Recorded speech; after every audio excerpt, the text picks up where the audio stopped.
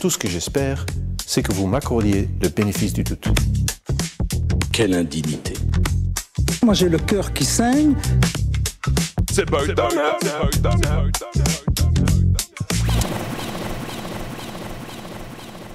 Bonjour, bienvenue dans Bas les masques, la chronique qui décortique les discours politiques. Quels procédés rhétoriques sont employés, quelles idéologies se dissimulent derrière les mots, quelles émotions sont mobilisées pour susciter notre adhésion.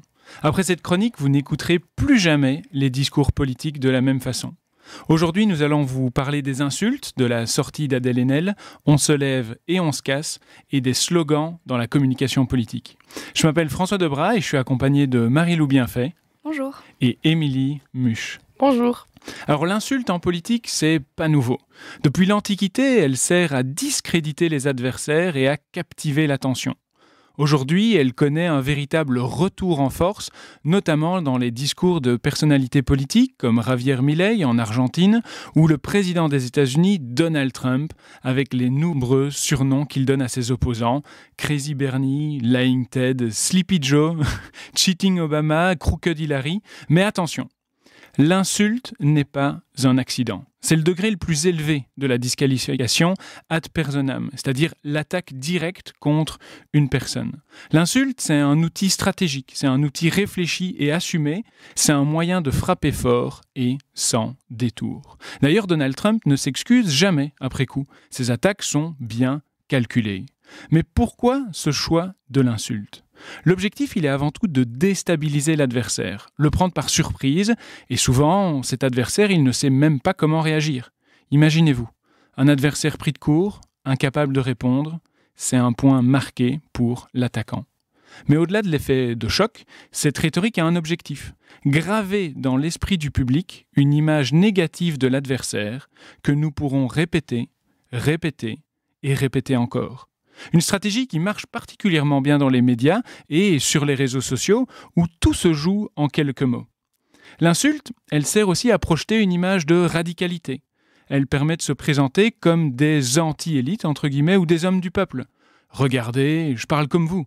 J'utilise pas des formules sophistiquées. Si j'ai envie de vous dire quelque chose, je le dis. Ce langage brut est perçu comme une marque d'authenticité et de proximité avec le public.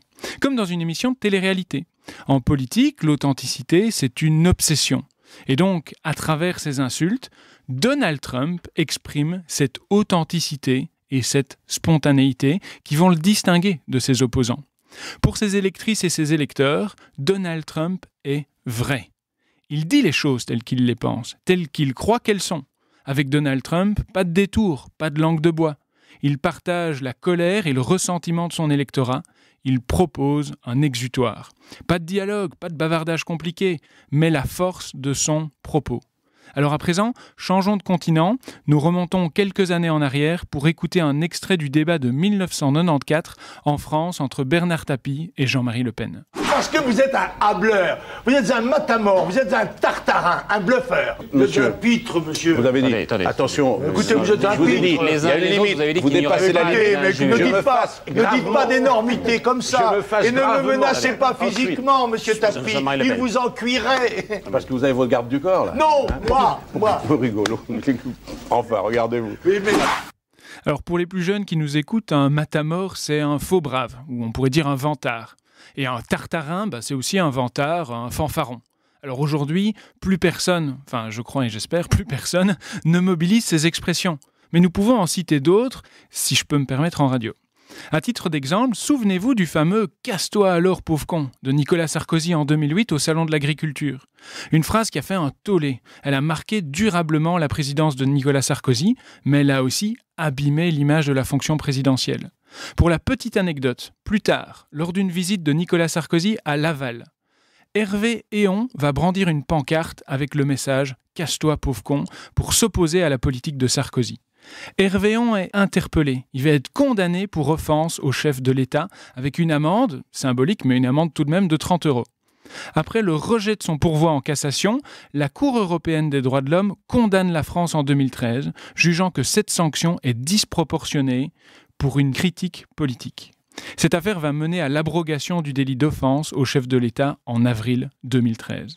Alors des exemples d'insultes, il y en a bien d'autres, bien sûr. En 2010, Daniel Cohn-Bendit a lancé « Ta gueule » au Parlement européen à Martin Schulz, alors président du Parti socialiste européen, qui l'avait interrompu.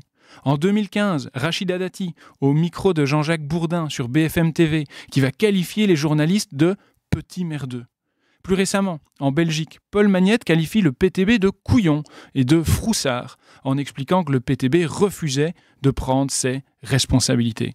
Et encore, et encore. D'autant plus que, sur les réseaux sociaux, aujourd'hui, tout s'intensifie.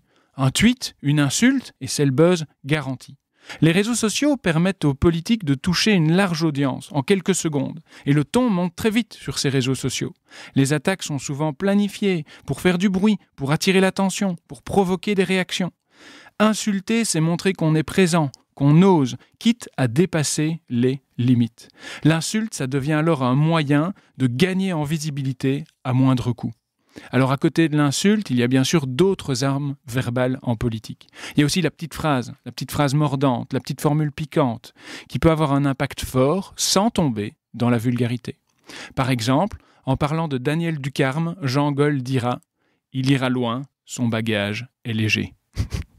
Ou bien plus tard, en France, en 2011, quand Jean-Luc Mélenchon qualifie François Hollande de capitaine de pédalo. Alors il ne l'insulte pas directement, François Hollande. Il va utiliser une image moqueuse. Une formule de ce genre peut être efficace et va souvent être perçue comme humoristique.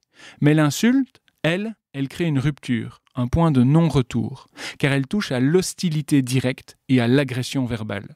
Je vous propose d'écouter un autre extrait du débat des législatives de 1986 entre Laurent Fabius et Jacques Chirac. Soyez gentil de me laisser parler et de cesser d'intervenir incessamment, un peu comme le Roquet, n'est-ce pas? Écoutez, je n'ai pas parlé au Premier ministre de la France. Non, je parle à M. Fabius, représentant du Parti Socialiste. Mais non. Cessez Qu'est-ce que c'est que ce comportement? Écoutez, M. Fabius, cessez de m'interrompre indéfiniment, vous saurez comme ça quelles sont mes questions. Comme vous l'entendez, les personnalités politiques se sont toujours volontiers coupé la parole. Et la comparaison avec le « Roquet » entre guillemets, n'est pas très bien passée. Rappelons tout de même qu'à l'époque, Laurent Fabius était Premier ministre. Alors cette tendance actuelle, elle est de plus en plus forte. Recourir à l'insulte, ça va également inquiéter. C'est un signe de malaise démocratique. La démocratie, c'est un débat respectueux, c'est une écoute mutuelle. Et quand l'insulte devient la norme, quand l'insulte court-circuite le dialogue, elle va réduire les échanges à des affrontements stériles. L'insulte fragilise la démocratie. Elle brouille la frontière entre le politique et la vulgarité. Hannah Arendt nous l'expliquait déjà à l'époque, que le dialogue, c'est l'essence de la vie politique. Quand les mots deviennent des armes, ce dialogue va se transformer en combat de slogans, et c'est un véritable appauvrissement du débat. Cette montée des insultes, nous l'observons aux États-Unis avec Donald Trump, mais aussi en France, en Belgique, partout. L'invective a encore monté d'un cran ces dernières années, et c'est un reflet d'une nouvelle pratique politique. Certains partis, certains candidats utilisent le langage de manière provocatrice. C'est une marque de fabrique pour souligner leur rupture avec le discours politique traditionnel. Mais encore une fois, il y a un paradoxe. L'insulte peut être utilisée pour affirmer son autorité, pour affirmer sa sincérité. L'insulte, c'est une forme de démarcation. Mais en réalité, elle va révéler aussi une forme de fragilité. Elle trahit une incapacité à argumenter sur le fond ou à débattre véritablement. Et dans certains cas, l'insulte s'avère être une malheureuse balle dans le pied. Elle va humilier parfois bien plus l'expéditeur que le destinataire. Et ce destinataire qui peut en plus, par après, se présenter comme une victime. Alors l'insulte en politique, phénomène passager ou symptôme plus profond? Peut-être finalement un petit peu des deux. Elle permet à la fois d'attirer l'attention, de toucher un large public, d'affirmer son style, mais en même temps, cette insulte, elle affaiblit le débat. Elle brouille les enjeux sur le fond, elle va nuire à l'image des personnalités politiques. Et dans un monde où l'image est primordiale pour les personnalités politiques, si l'insulte séduit, elle peut aussi choquer. Si l'insulte amuse, elle peut aussi lasser, diviser et détériorer ce lien si cher entre les citoyens et leurs représentants. Alors la prochaine fois qu'une personnalité vous choque par une insulte bien placée, posez-vous la question, est-ce que c'est de la sincérité ou simplement une manœuvre de communication bien huilée? Mais les gens sont dégoûtés de ça. Il y a des colères qui sont parfaitement saines. Parce que c'est notre projet! Ce n'est pas vrai ce qu'il dit. Ça n'a aucune chance de réussir. Vous écoutez Bas les masques, la chronique qui décortique les discours politiques. Alors Marie-Lou, tu souhaites nous faire revivre un moment de la cérémonie des Césars de 2020 marqué par la sortie d'Adèle Haenel. Oui, difficile de passer à côté, le monde du cinéma a été secoué ces dernières années par les multiples révélations d'agressions sexuelles. Lancé en 2017 suite aux accusations sexuelles contre le producteur Hervé Weinstein, le mouvement MeToo a permis une libération massive de la parole des femmes victimes de violences. Revenons sur un moment charnière qui a donné suite, on peut le dire, à l'acte 2 de MeToo. Cette nouvelle phase est une évolution du mouvement, elle va plus loin que la simple dénonciation et vise des changements profonds et durables dans la société. On se lève et on se casse. Oui, suivi de La honte ou encore Bravo la pédophilie, en février 2020, Adèle Haenel quittait la 45e cérémonie des Césars et prononçait cette phrase « On se lève et on se casse ». Ces mots, au-delà de leur simplicité, ont marqué un tournant dans la lutte contre les violences sexuelles et dans la prise de parole des victimes.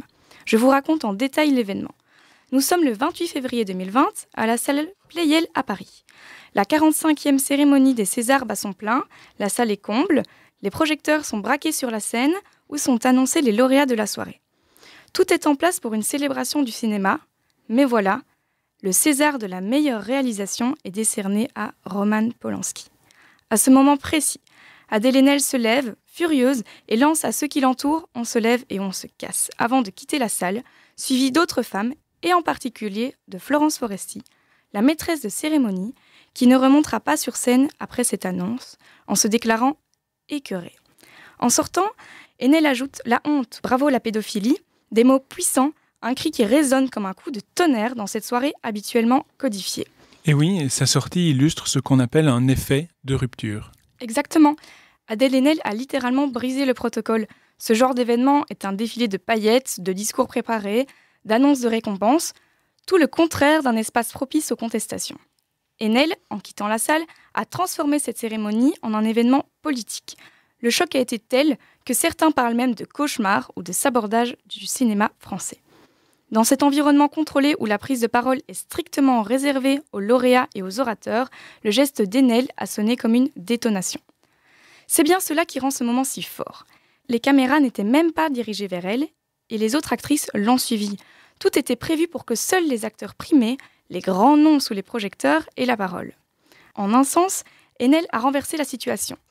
Malgré l'absence de micro, de caméra pour capter sa sortie, son message a été entendu et bien au-delà de la salle. Et c'est intéressant de voir comment ce moment s'inscrit dans un contexte particulier. Quelques mois avant cette cérémonie, en novembre 2019, Haenel avait révélé à Mediapart qu'elle avait été victime d'attouchements et de harcèlement sexuel sur un tournage alors qu'elle était mineure. Cette révélation avait provoqué une onde de choc dans le cinéma français.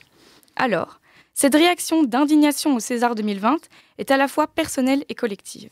Elle refuse que l'on continue de tolérer la présence et la reconnaissance d'hommes condamnés pour violences sexuelles. Et donc, en quittant la salle, Adèle Haenel va au-delà de la simple réaction. Elle en fait un acte politique. Oui, tout à fait. Ce n'est pas simplement une fuite de la situation. Elle ne quitte pas la salle par faiblesse ou par lassitude. Elle part parce qu'elle refuse de participer à cette consécration des agresseurs. On se lève signifie plus que le geste physique, c'est se lever contre le silence, c'est parler publiquement, c'est un acte de résistance. On se casse signifie refuser de cautionner ce système, ne plus vouloir en faire partie. Et ce n'est pas un acte isolé. Elle incite d'autres femmes à faire de même, à agir, à ne pas rester passif, et c'est une incitation à l'action.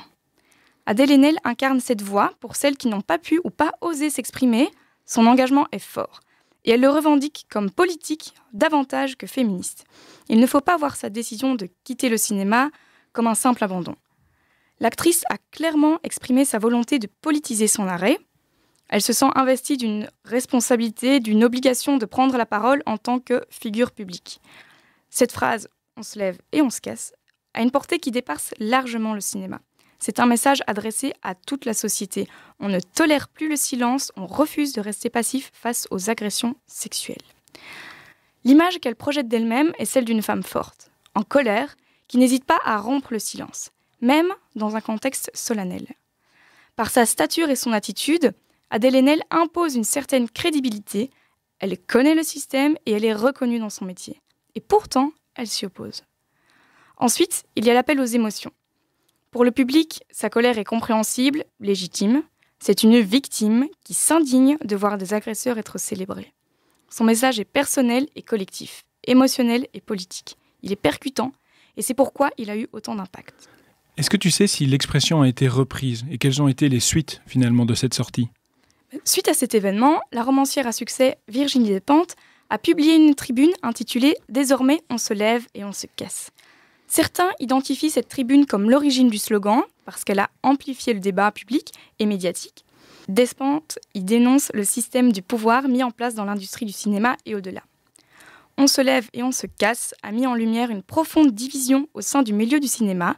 D'un côté, ceux qui soutiennent la séparation entre l'homme et l'artiste, de l'autre, ceux qui s'y opposent fermement. L'événement a ouvert un débat de valeurs, scindant l'industrie entre ceux qui soutiennent, s'opposent ou gardent le silence.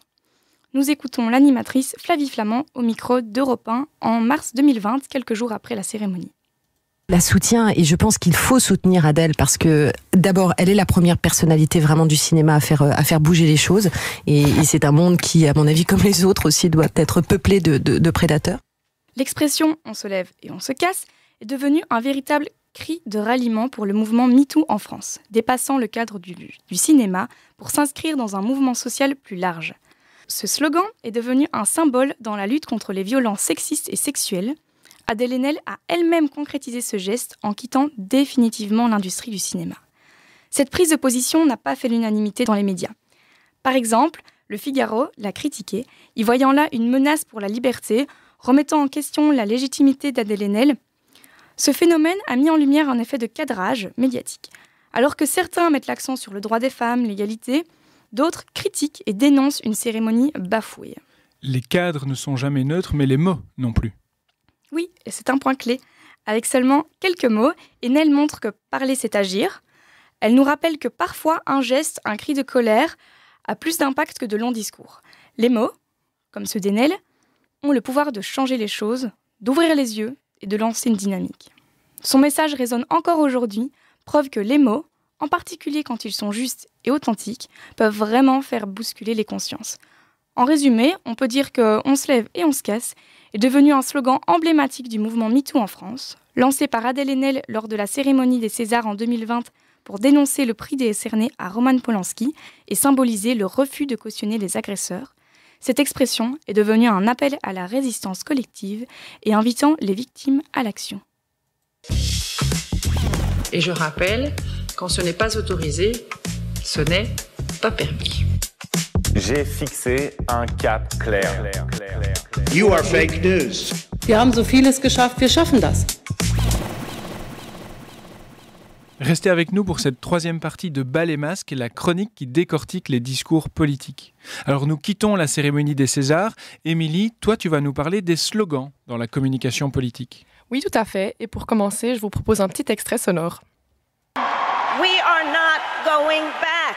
Education, education and education. Build that wall. Build that wall. Bring it home. Bring it home. Alors, c'est ce type de slogan sans lequel nous ne pourrions plus imaginer le monde de la communication politique.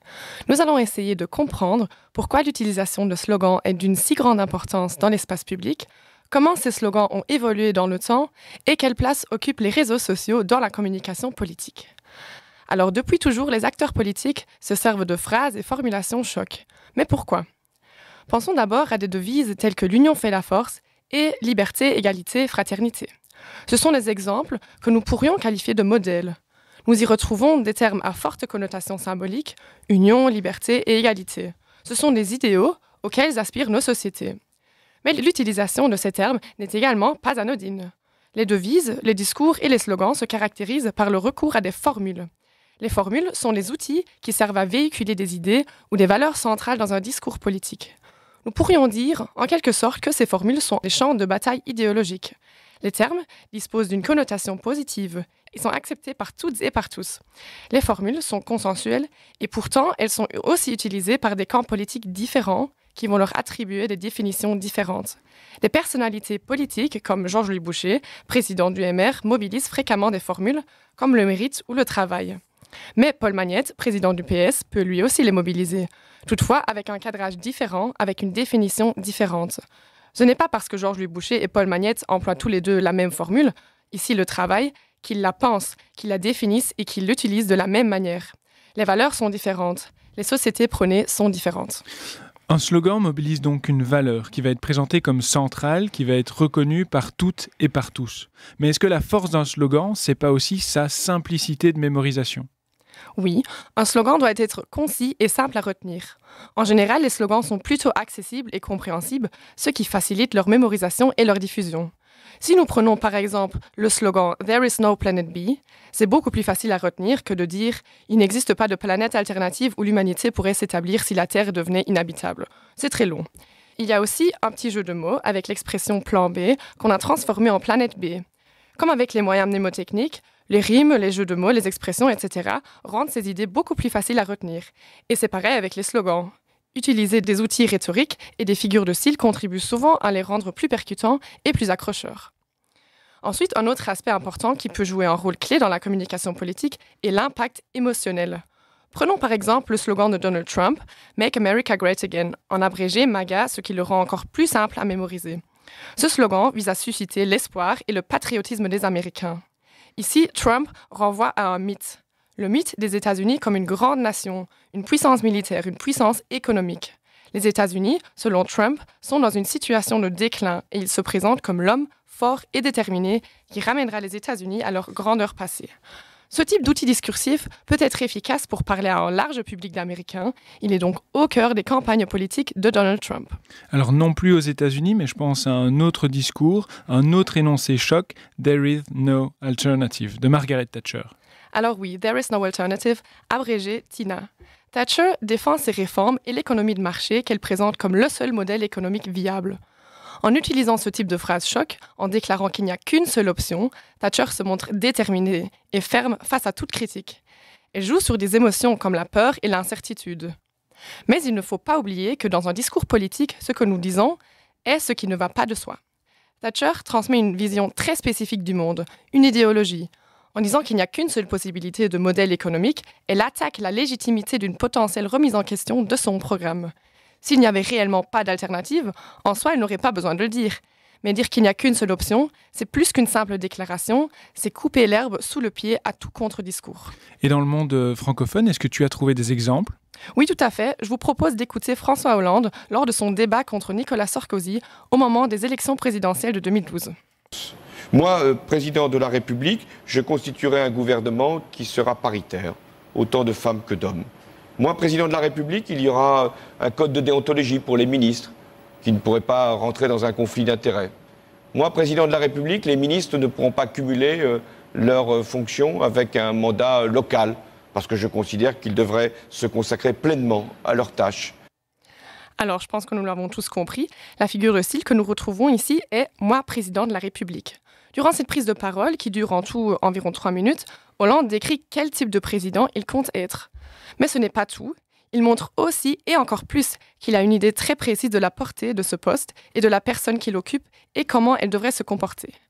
Selon lui, le poste de président de la République va au-delà d'un simple mandat politique. Ce sont des devoirs moraux, c'est une obligation envers le peuple, ce sont des valeurs, ce sont des convictions personnelles.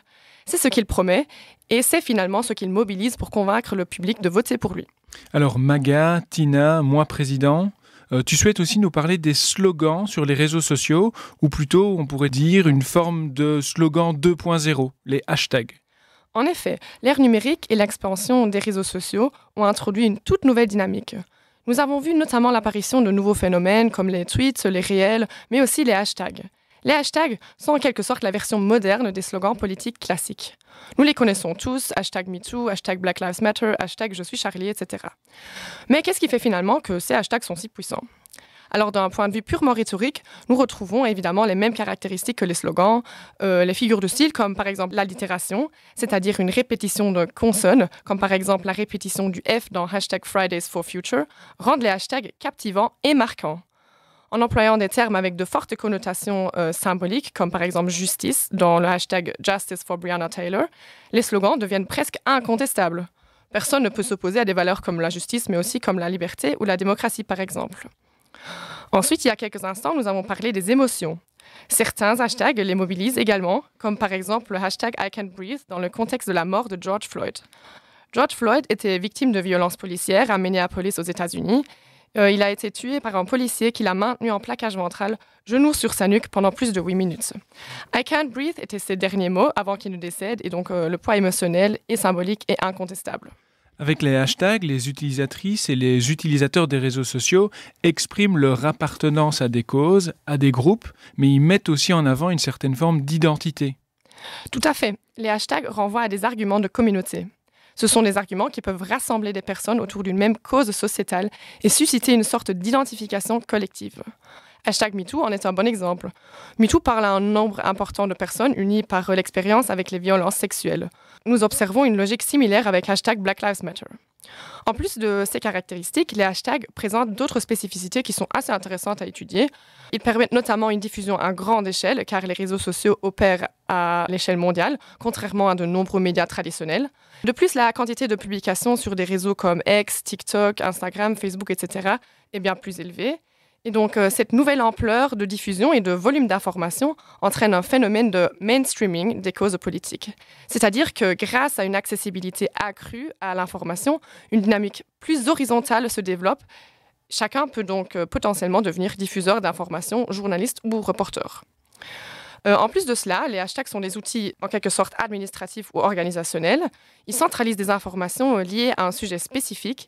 Et quand nous utilisons un hashtag, nous contribuons à coder et à relier diverses publications, ce qui est un enjeu assez intéressant d'un point de vue de la communication politique. Ne devons-nous pas aussi rester vigilants par rapport à ces hashtags ? Sur les réseaux sociaux, les fils d'actualité varient d'une personne à l'autre. Chacun évolue dans des groupes spécifiques et n'est exposé qu'à sa propre communauté. Autrement dit, ne sommes-nous pas toutes et tous enfermés dans des bulles de filtre ?